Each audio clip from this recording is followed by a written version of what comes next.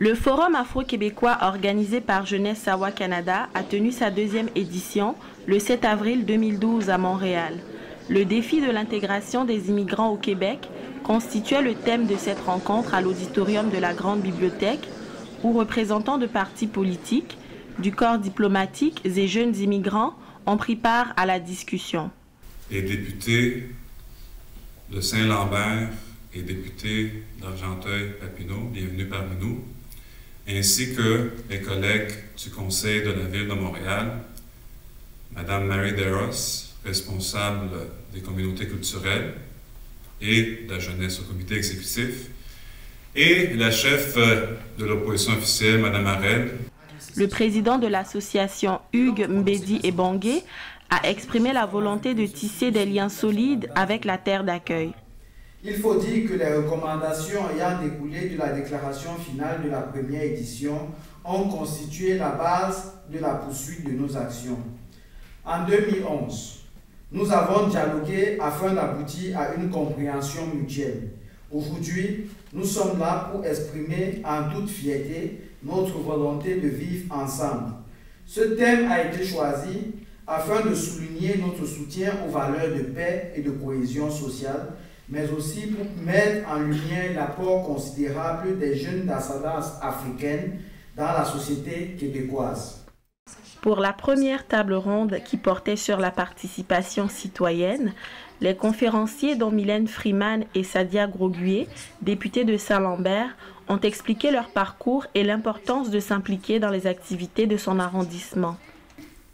Lorsque j'étais élue municipale et que je rencontrais les jeunes de mon quartier, ce que je leur disais, écoutez, moi, j'ai décidé d'aller en politique parce que c'était important qu'on sache qui nous sommes. Ok ?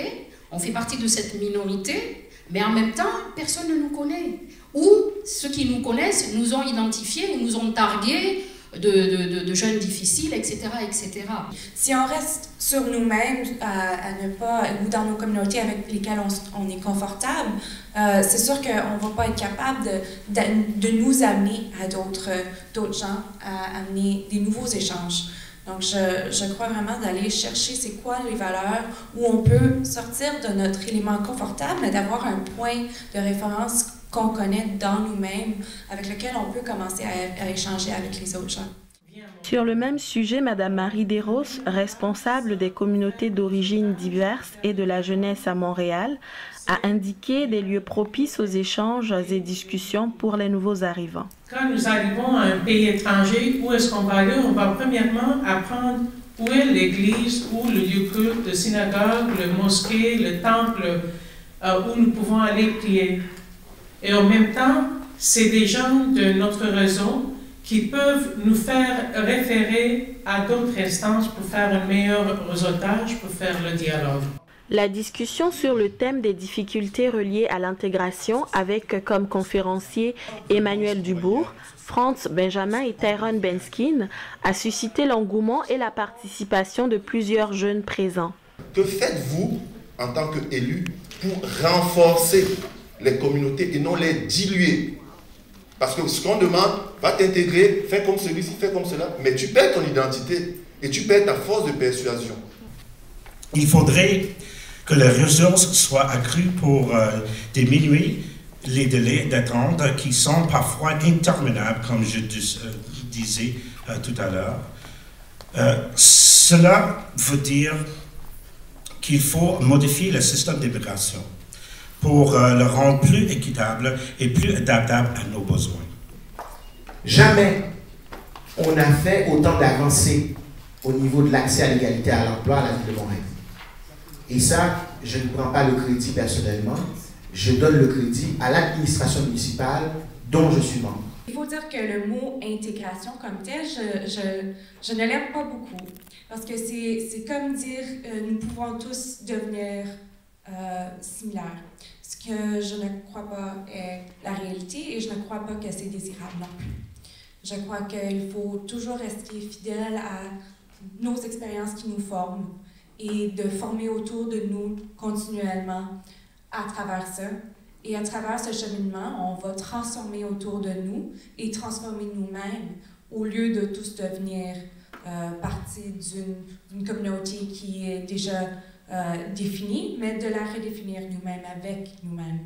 Donnez-nous les directives, montrez-nous comment bâtir des réseaux, et tous les jeunes qui sont là, il y a de la place pour tous, je vais quitter, et vous terminez sur cette note d'espoir. Merci beaucoup.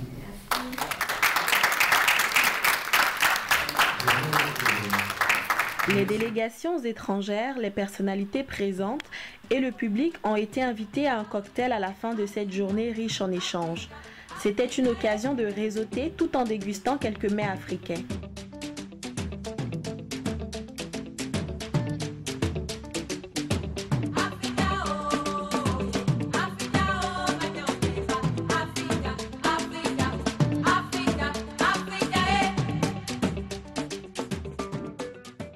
Nous sommes avec Madame Sadia Groguier, qui est députée de Saint-Lambert, qui va nous expliquer pourquoi elle a été intéressée à participer au Forum afro-québécois.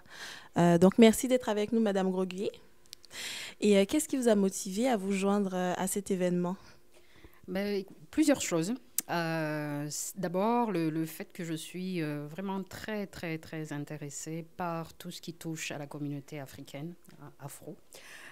Également, la question de l'intégration et plus spécifiquement la question de l'insertion professionnelle des jeunes afro, québécois et de la communauté de façon globale est un sujet qui m'interpelle, un sujet pour lequel, dans mon travail de députée fédérale, je fais en sorte d'adresser, bien évidemment, puisque nous sommes dans l'opposition officielle, d'adresser des questions précises donc, au ministre de l'Immigration, le ministre Kenney, pour que cette question-là soit finalement vraiment prise à bras-le-corps et qu'on ait des solutions durables pour l'insertion professionnelle des jeunes qui étudient ici, qui peuvent être discriminés parfois, et également de tous les nouveaux arrivants donc, qui arrivent, donc des travailleurs qualifiés particulièrement, qui n'arrivent pas, eux, à trouver facilement un emploi ou qui sont obligés de retourner faire tout un cursus de formation complet pour arriver à s'insérer dans la société. Donc, bien évidemment, ce problème crucial, puisque on sait que ça a des incidences donc, au niveau des personnes et ça a une incidence, que l'on veuille ou non, sur le volet économique dans notre pays. Alors, pensez-vous que les jeunes d'ici ont à apprendre aux jeunes d'origine afrodescendante et aussi que les jeunes d'origine afrodescendante ont des choses à apprendre aux jeunes ici dans un esprit de partage, de valeurs et aussi de façon de vivre tout simplement? Oui, puis je pense qu'en commun, la jeune génération, elle a à apprendre que les jeux ne sont pas faits, qu'il y aura toujours place pour amélioration. Je disais à la conférence que la démocratie, c'est un chantier qui est à jamais inachevé. Et on ne peut rien prendre pour acquis. Alors, il restera toujours l'occasion pour la génération, quelle que soit son origine, de contribuer, en fait, d'y apporter sa propre contribution. Et je trouve que quand nous avons des occasions d'encourager, d'accompagner les jeunes, de leur ouvrir des portes et de leur donner toutes les possibilités de réussir, il faut le faire. Toute forme d'organisation qui permet aux personnes, jeunes ou moins jeunes, de s'asseoir autour d'une table et échanger, apprendre, partager, ça aide. Et dans cette instance, cet forum, quand vous vous joignez avec d'autres forums, comme il y a le Forum Jeunesse de Montréal, il y a le Conseil Jeunesse montréalais.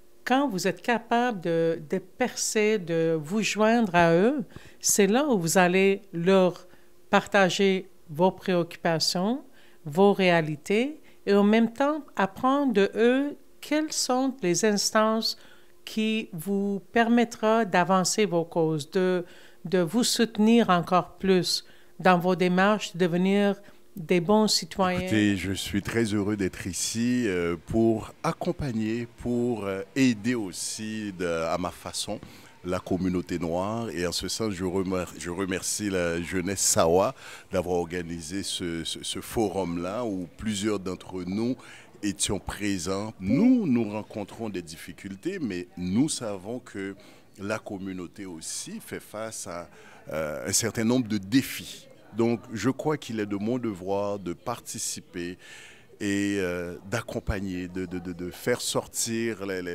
les points positifs, parce que c'est important de dire ici à cette belle jeunesse-là que nous, ici au Québec, nous avons besoin de ces cerveaux-là, de ces bras-là, qu'ils ont leur place, mais aussi de s'engager. Bien, on est toujours intéressé à rencontrer la jeunesse africaine. Et le consulat Togo au Québec s'intéresse beaucoup, il va sans dire que par ses fonctions, s'occupe beaucoup de tout ce qui concerne la jeunesse africaine. Et on s'y intéresse déjà depuis 3 ans. Donc, quand on a reçu l'invitation, on a jugé approprié là, de venir vous rencontrer ici. Ben, merci beaucoup d'avoir été avec nous. On espère vraiment vous revoir ici pour une prochaine édition pour différents sujets, pourquoi pas. Ça nous fera plaisir. Merci. Merci.